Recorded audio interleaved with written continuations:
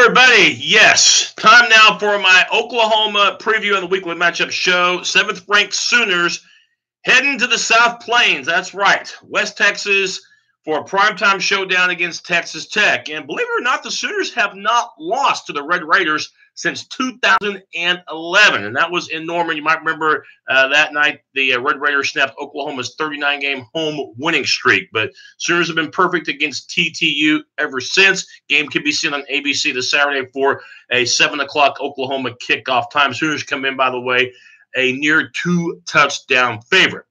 But before we dissect the Sooners and Red Raiders game, of course, the first college football playoff rankings came out. And by the way, hello to you, to Shrey, one of my longtime subscribers. Good to see you.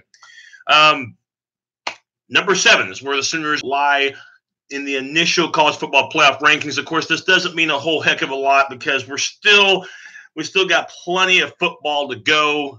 In the case of Oklahoma, still several games left, 4 as a matter of fact. And so what you have to hope for right now if you're Oklahoma, because they are calling this Saturday. They are calling this Saturday Statement Saturday. Okay, they're calling it Statement Saturday because there's a lot of huge games. You got Alabama, LSU. You got Penn State, Michigan. You got Notre Dame, Northwestern, West Virginia, Texas. And Oklahoma, they have to be aware of what happened last week to Texas in primetime showing at Stillwater, and Texas came away a loser in that game, and now they're out of the college football playoff mix as well because that was their second loss of the year. So Sooners have to be guarded. They've had success in Lubbock lately, a place in the 2000s that was a house of horrors, but they've been successful lately. I think if you're the Sooners looking at the outside picture, you've got to hope that Alabama runs the table. Okay, you got to hope that Bama beats LSU, takes care of Mississippi State for next week, beats Auburn in the regular season finale in the Iron Bowl, and most likely beats Georgia in the SEC championship game because you don't want multiple teams from the SEC to get into the CFP, thus taking away a spot from somebody else, the Big 12 in particular. Reading Navy Thomas's comment. And by the way, the Huskers won back-to-back games. How do you like that? So they got to the rough start, but started to pick up a little confidence under Scott Frost. And but the big thing for the Sooners in terms of the outside pitcher, if LSU wins this week, that's a disaster because if the Tigers end up winning the SEC and Alabama only has 1 loss, they're going to get 2 teams in. The SEC will. Notre Dame, by the way, the Fighting Irish, hopefully somebody can beat them. Maybe this week, Northwestern. I think Syracuse probably poses the biggest threat. They'll play at the Bronx later this year, so that could be troublesome for the Fighting Irish. Clemson has the best chances of anybody getting in right now. It's the ACC, which is a weak conference. We'll see what happens with Michigan. I do think if it comes down to Michigan and Oklahoma, and both are 11-1, and they both win their conferences, and Notre Dame doesn't lose, Michigan would probably have the slight edge over Oklahoma because Michigan's only loss would have come to Notre Dame, an undefeated team, and Michigan would have won 12 games in a row. The Texas loss, again, it's damaging right now to Oklahoma's resume. And that's just the way it goes in college football. Again, they're calling it a big-time Saturday, a statement Saturday. And like I say, you need to hope that Alabama is the only representative from the SEC. Sooners still very much alive in the playoff mix, but things right now not quite in their hands. Some things outside of their control need to fall in their favor. And, bring the A game. And so far, the Sooners have looked pretty good since that Texas loss on both sides of the ball. You probably heard the rumors about Lincoln Riley and the Cleveland Browns. I would say short-term, don't worry about it. He's committed to Oklahoma and Cleveland. I know it's enticing to have Lincoln and Baker Mayfield reunite, but the bottom line is Cleveland, that's that right now. It's all I don't want to say it's an unwinnable job, but it's very, very difficult to win at Cleveland. We've seen that this century. They've only made the playoffs twice this century, and their last playoff win, by the way, came in 1994. You know who their head coach was at that time? Bill Belichick. They've gone through 10 coaches so far this century, including their interim head coach right now in Williams. So I do not think, and I don't think Bob Stoops. I think Bob Stoops loves retirement life too much, and I think one of the biggest reasons why Bob Stoops got out with Oklahoma was health reasons. Seeing his dad, suffer a heart attack on the sideline in his late 50s. And of course, Bob Stoops is in that same age bracket right now. I think Stoops did not want to fall victim to any major health concerns. Plus, he also, I think, wanted to spend more time with the family and see Isaac and Drake, his sons, play football too. And of course, Drake with the Sooners. How about that? So I think that's a big reason why Bob Stoops, retired when he did. Of course, left the program in great hands with Lincoln Riley. So that's my take on Bob Stoops. I don't think Stoops is going to, coach in the NFL anytime soon. Like I said, I think retirement life is great for him. But as far as Lincoln Riley, we'll see about the long-term future, but short-term future, he's committed to Oklahoma, in my opinion. Ronnie Anderson, if you haven't heard, did declare for the NFL draft. I think he'll be very serviceable in the NFL. But when I think about Ronnie in the NFL, one alarming thing, draft status. 3 season-ending injuries in his career.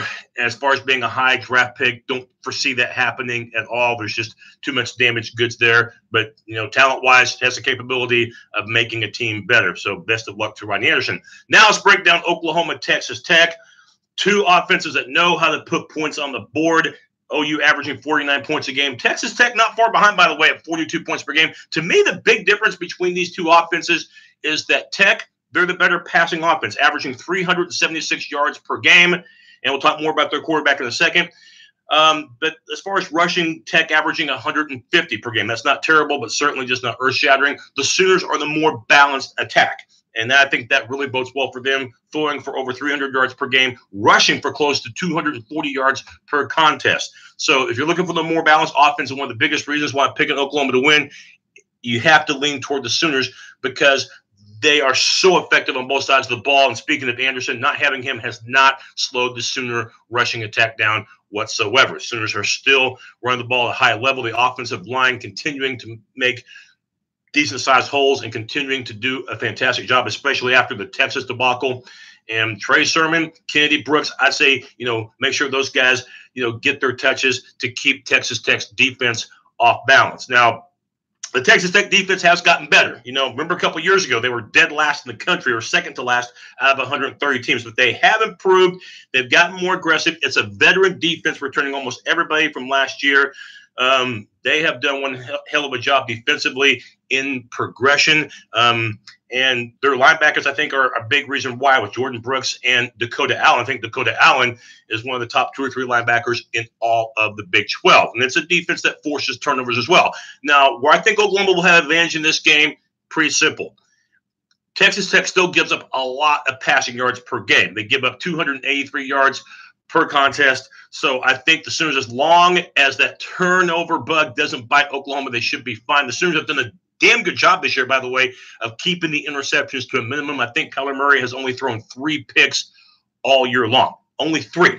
And so the thing that the Sooners have to do, which they did a good job last week against Kansas State in that route, stay away from 3rd and long, okay? Because Texas Tech is the best defense in the Big 12 on 3rd down, okay? They only give up first downs on 3rd down barely over 30% of the time. And I would agree wholeheartedly that the Sooners should be able to run the ball, and they should be able to run it with a lot of success. And don't forget about Kyler Murray and his ability to run too. So look for the Sooners to put up nearly half 100 in this game. Now, defensively, we have to see how far Ruffin McNeil's unit has gotten to this point. Keep in mind that the last 2 games have been very good. Okay, I will give credit to McNeil. They've simplified the defense, and you're seeing players in better position. You're not seeing them burning defensive timeouts like they did under Mike Stoops. And so there seems to be more organization. Now, the catch, the last 2 offenses that the Sooner defense has faced, T.C.U. and Kansas State, have struggled. As a matter of fact, their passing games, in the case of Kansas State, they really don't have one, and TCU's passing game has struggled big time this year. You're going against a passing offense in Texas Tech and their tall receivers. Antoine Wesley, who is an instant first-team All-Big 12 guy at the end of this year, almost 1,000 yards receiving, and Texas Tech still has 4 games to go. Wesley at 6'5", T.J. Basher at 6'6", And we know the difficulties that Oklahoma had against Iowa State trying to handle Hakeem Butler, who was 6'5". So the tall receivers for the Red Raiders, that's a concern for this Oklahoma defense. So we're going to find out Trey Brown. We're going to find out Parnell Motley. We're going to find out Bookie. And we're going to find out Robert Barnes what the secondary can do against Texas Tech. And one thing that I think the Sooners must do, and I will scream at the television if I see this on a regular basis, if Oklahoma just sends 3 or 4 to the passer and drops everybody else back, Alan Bowman will dissect Oklahoma if that's the case. Yeah, you're going to give up some yardage, and you might give up a few scores, but you got to win some battles. Okay, Texas Tech, despite throwing 18 touchdown passes, has also thrown 11 interceptions. Oklahoma has to get risky. They're going to have to get pressure from the outside. And yes, at times that might seem vulnerable for the Sooner defense, but you know something? What's really vulnerable is if you don't put any pass rush, period, because Bowman's going to have his pick of the litter, okay? He's going to have his pick to be able to throw to Basher, to throw to Wesley, to throw to those other receivers. And for the Sooners, it's got to be aggression, okay? If the Sooners only give up 38 points or less in this game, I think that's a victory, okay? I think that's a win. People might be saying, well, what's wrong with Ruff McNeil's defense? You're just going against a Texas Tech offense that is that damn good. Remember, Red Raiders average 42 points per game. So if you can keep them at or under that, you're fine. The Sooner offense is going to be able to supply plenty of points and then some. So, you know, I've been impressed, by the way, with Bowman of Texas Tech. I've been very, very impressed with him. Overcame a partially collapsed lung a few weeks ago against West Virginia.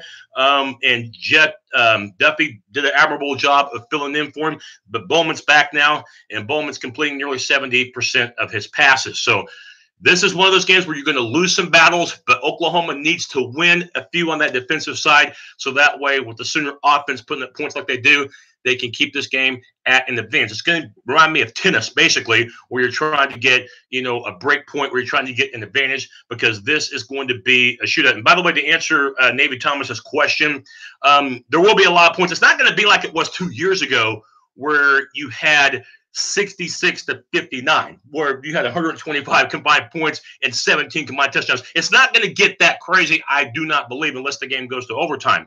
But I do think there's going to be plenty of points, and as Lee Corso would say, it's going to be a sandwich game. You know, pack a sandwich, okay? Pack something. I mean, you might even have to go to Domino's or Maggio's and grab a lot of food for this game, because it's going to be one of those games where, you know, you're going to be seeing about a 3.5 to 4 hour affair. And that means, you know, better have some food on hand. You know, if you're not a big eater, hey, grab a couple of Snickers, and because it's not going to be a short game by any stretch of the imagination. My final thoughts on this game, like I said, don't expect 66-59, but don't expect a defensive struggle either. Both teams are going to put up points. Both teams are that good as far as passing. But to me, the Sooners are the more balanced team. And the Sooners, I think this game will do something that we haven't seen a lot this season. That is force turnovers.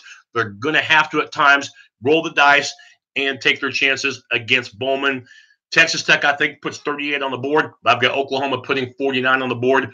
49-38 is going to be my final. I don't think the Sooners cover that spread. And by the way, for Schrade, that's a prediction, by the way, where, you know, you got Oklahoma covering the spread. Wouldn't be surprised if that is the case as well. 52-34, I've got 49-38, so we're really not that far off on our predictions.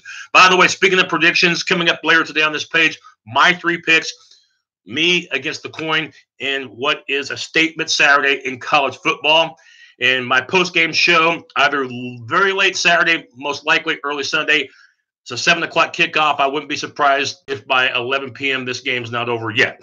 So the Sooners, I think they'll continue their most recent success in Lubbock. Won't be easy. The crowd's going to be crazy. It's going to be an environment that's made for prime time, but I think the Sooners survive. And by the way, Bedlam next week against Oklahoma State, kickoff time has not been announced. They won't announce that until Sunday. So we're going to find out.